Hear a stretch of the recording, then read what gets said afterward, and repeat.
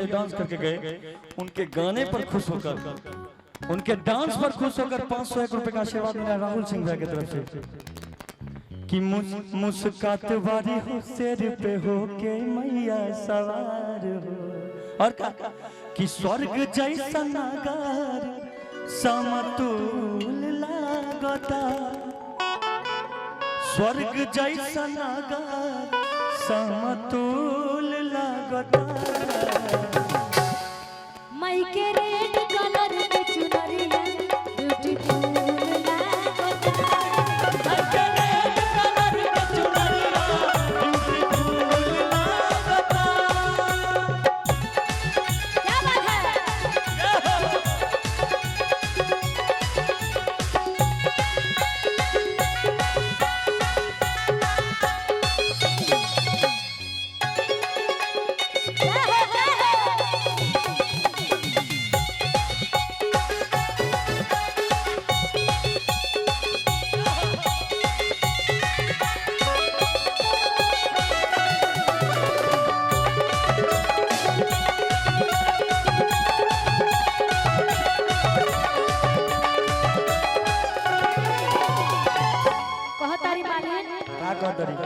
किसी वेश मिश्रा दिल से पूजन माई के करेले, आदि शक्ति के ध्यान अर्जुन शर्मा धरेले।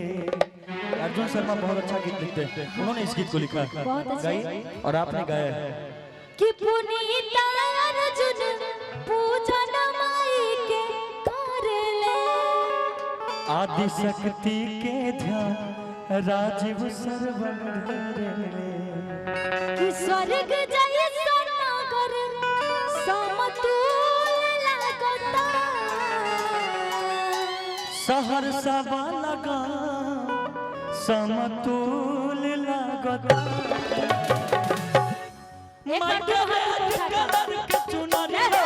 ब्यूटीफुल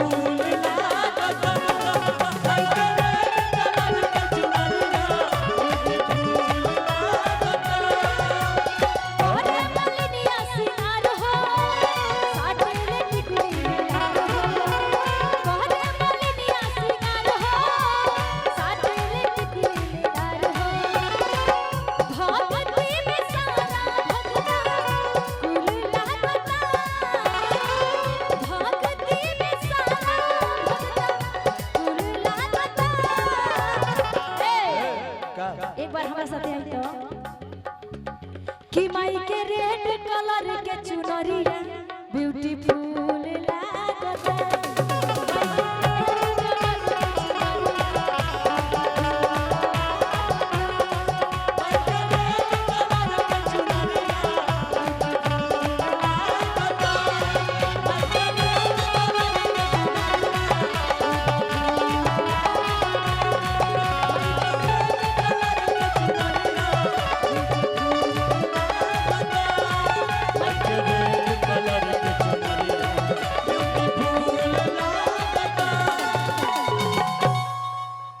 कि माई के रेड कलर के चुनरिया ब्यूटीफुल लागता।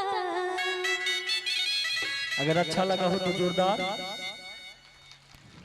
क्या बात, कितने समझदार लोग हैं बताइए आप लोग। सहरसा में मैथिली भी चलता है ना।